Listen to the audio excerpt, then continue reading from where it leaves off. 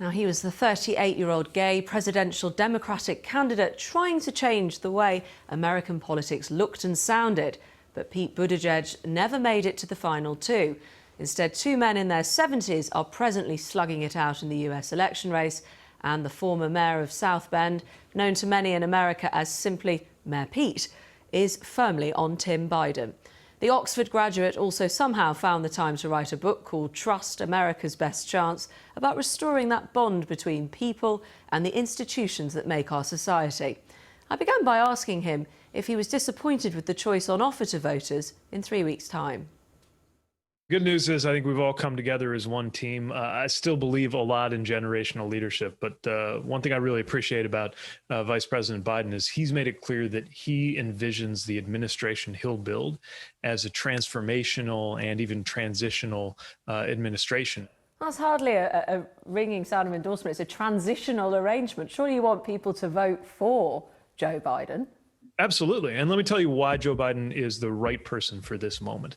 If you'd told me in February, when I was still campaigning for president, that the stakes were going to go up, I wouldn't have believed that was possible. And yet with the pandemic, the national awakening around racial injustice, and even further collapse in global respect for the United States, it matters more than ever that we have somebody who can establish trust, both here at home, by calling the country to its highest values, and globally. In your book, just to take a step back, you talk about trust and rebuilding trust and how people have lost trust in the government and in institutions.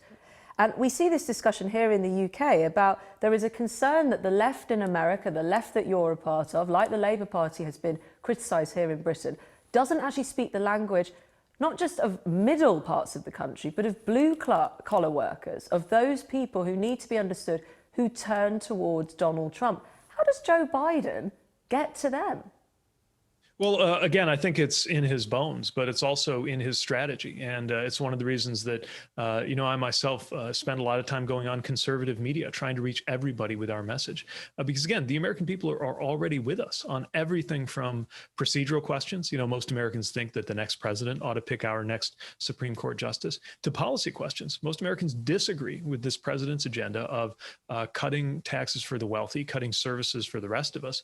And while he's at it, making it harder to get health insurance and coverage for pre-existing conditions. But how have you learned the lessons of the past if you've got a guy who used to be vice president trying to be president again? It's just like a merry-go-round of the establishment in the Democrat Party.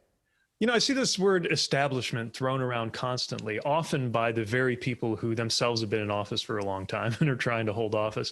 And I think it's become more and more just a rhetorical device versus something that would actually explain the positions of the candidates. What I care about is, are we going to have a president who's going to raise wages and make the wealthy pay their fair share, or somebody who's going to continue on the path we're on? You have supported publicly the expansion of the number of judges on the bench. Joe Biden expressly doesn't answer that question. How can people trust that Joe Biden will actually be radical and make those changes? And why won't he answer that question? Well, I think strategically, he knows that today Republicans will do anything in their power to shift the conversation away from their assault on health care. And he's taking care not to allow that to happen. I continue to think there's a lot of potential for bipartisan structural reform in this country on a number of fronts, from the Electoral College to our judiciary. And I'm sure that those conversations will be vigorous in the years ahead. But don't you think people have a right to know that before they cast their vote, whether they can trust he will do that? Millions of Americans have already cast their vote. I know. And I think that, we will continue to debate big structural issues, and I hope we do. I care about these things a lot. President Obama famously said Britain would be back of the queue for a trade deal if we voted to leave the European Union. Well, we did, and we've now left. Biden was his vice president at that time. Should a Brexit Britain be rooting for Donald Trump?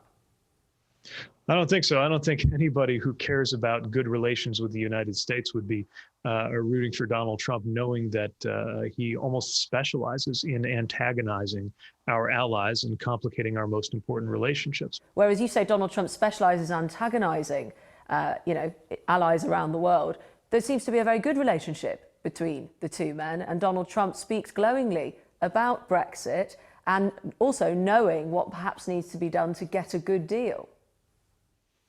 Well, look, we're not going to take positions in domestic UK politics, but of course, we have an interest, the US and the world has an interest in the Good Friday Agreement and peace in Northern Ireland continuing and being kept robust. And that's something that the US will be a good faith partner, I know, under a Biden administration, no matter what choices the UK makes.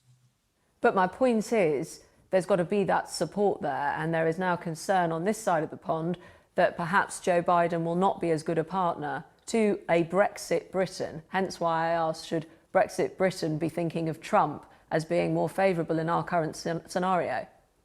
Brexit Britain, Great Britain, any Britain wants, I would imagine, the United States to be healthy, robust, growing, and friendly.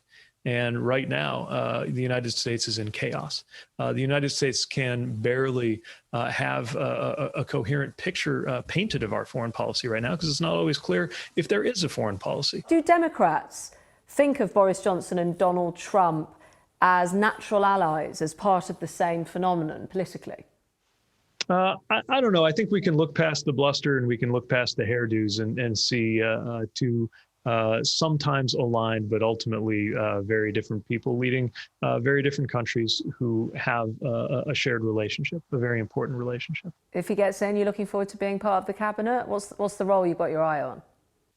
Right now, the role I've got my eye on is helping Joe Biden win and making sure that there's a Biden-Harris administration. And in the future, I'd love a chance to return to public service. But right now, this is about making sure we win. And then that Biden-Harris administration can expect my energetic support, whether it's in government or on the outside.